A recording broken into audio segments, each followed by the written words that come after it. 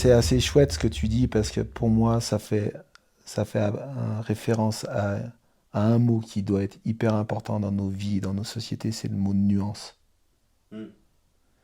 Et moi, je vois que ma nuance sur les choses est complètement en adéquation avec mon état d'être. C'est-à-dire que quand je suis reposé, énergisé, confiant, serein, j'ai une facilité à nuancer les choses, à tolérer des choses. Ouf. Mm. Et à l'inverse, je peux mettre mon masque de Dark Vador et être un découpeur d'idées, d'avis, dès que je suis fatigué, irrité et compagnie. Et qu'en fait, j'ai encore des fois du mal aujourd'hui à vivre avec ça, à me dire, putain mais femme, est-ce que t'es pas bipolaire, tu vois? Mm. Et en fait, je pense pas du tout. Pourquoi? Parce que il faut qu'on arrive à capter que notre vérité à nous, elle est là où on place un certain curseur. Et c'est peut-être ni en bas dans la vallée, ni au sommet de la montagne. Mm. Et pour que tout se rejoigne avec les personnes à chaque fois où est-ce qu'ils en sont, c'est waouh, compliqué. Tu vois, c'est ça le truc. Et donc arriver à nuancer les choses. Mm. On est trop dans c'est génial ou c'est nul. C'est bon ou c'est dégueulasse. C'est un mec sympa ou c'est un con. Ben en fait, c'est toujours tout. Mm.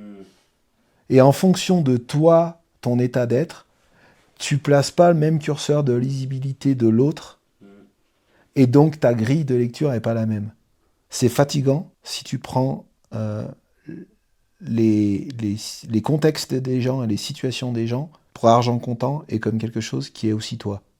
Oui, voilà, Si trop à tu cœur. comprends juste que c'est une énergie, l'énergie en fait, on est des messagers. Elle va passer par ton corps, elle va ressortir. Mm. Et, et moi j'arrive, c'est un des critères d'évaluation pour savoir si j'ai été bon ou pas, c'est mon état de fatigue. Moins je suis fatigué, plus j'ai été bon avec les gens. Plus je suis fatigué, moins j'ai été bon. Et au début, j'avais du mal avec ça parce que je pensais qu'il fallait être un besogneux, il fallait être laborieux, il fallait être travailleur. Mm. Donc en fait, j'étais content de moi quand j'étais cuit. Mais en face, les gens, bon, oui, ça avait une résonance, mais c'était pas non plus foufou. Et alors qu'aujourd'hui, j'ai des jeunes qui m'ont dit non mais là, c'était trop bien.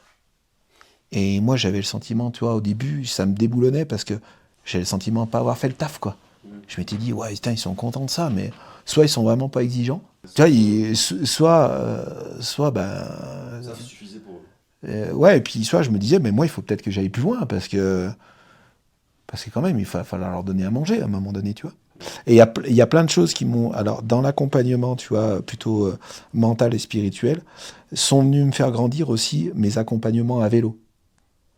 Tu vois, à vélo, il y a eu l'apparition du vélo électrique qui a changé les repères de fatigabilité physique chez le pratiquant. Néanmoins, la fatigue nerveuse de concentration était hyper forte. Parce que c'est un truc où bah, forcément, tu es assisté pour pédaler, donc tu te Ça va fatigues plus moins, vite, il mais y a ça du va plus vite, moins, tu connais et pas ça va plus trop. vite tout Ouais. le temps, Mm. donc tu es obligé de plus te concentrer.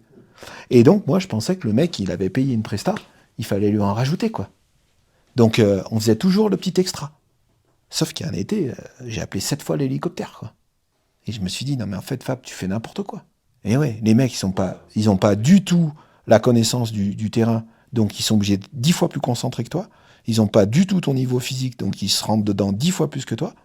Et toi, bah, tu te dis, bah, vu que moi je suis bien, je vais leur proposer un truc en plus. Comme ça, ils vont se dire, ah, ils ont un bon guide là. Tu vois, si au dernier run de la journée, t'as un hélico, Mm. en quoi t'as mis une plus-value à ta prestation, quoi. C'est complètement nul. Il y en a que tu refuses du coup? Des clients qui t'appellent? Non, je refuse pas, mais en fait, c'est parce que je leur reprochais rien aux clients. Le problème, c'était moi. C'est moi qui les chauffais et qui leur disais, allez, on s'en refait une, tu vois. Non, maintenant, je dis, bah voilà, vous venez, ils font ça, ok, bah, on adapte à ça. Mm. Dans Ouais, au plaisir, parce que c'est l'accompagnement pas. prep Ouais. mental, oui, oui, il y a des gens, tu les entends formaliser leur truc. Bon, soit tu te dis, écoute, on se donne 2 ou 3 séances, et en effet, je vais essayer de te faire le pas de côté pour que tu vois que là, tu vas dans le mur. Mm. Et dans ce cas-là, ça peut matcher. Et puis des fois, après, ça match et on bosse ensemble. Soit, à un moment donné, là, je vois direct d'entrée de jeu. Bon, là, le problème, franchement, moi, je peux pas. Il est plus d'ordre, par exemple, psychologique, pur et dur. Et là, va faire un travail avec un psy, quoi. Mm. Et après, on ira sur l'optimisation de la performance, sur des choses en lien avec la dimension mentale. Oui, donc ça t'arrive de les. Ouais, ouais, ouais. Très très peu, parce que finalement, moi, les gens qui viennent me chercher, ils viennent me chercher pas sur conseil des autres. Donc en fait, tout le travail, en guillemets, de commercial, de séduction, il n'a pas lieu d'être là, parce que les mecs, ils disent, bon, tu vas aller voir Fab, tu vas voir la première séance, il va te mettre les doigts dans la prise, ça va te secouer, et après, ça va aller mieux. Et comme ça, au moins, les mecs, ils sont pas déroutés. Ouais, Voilà. ils sont au courant. Ils sont au courant.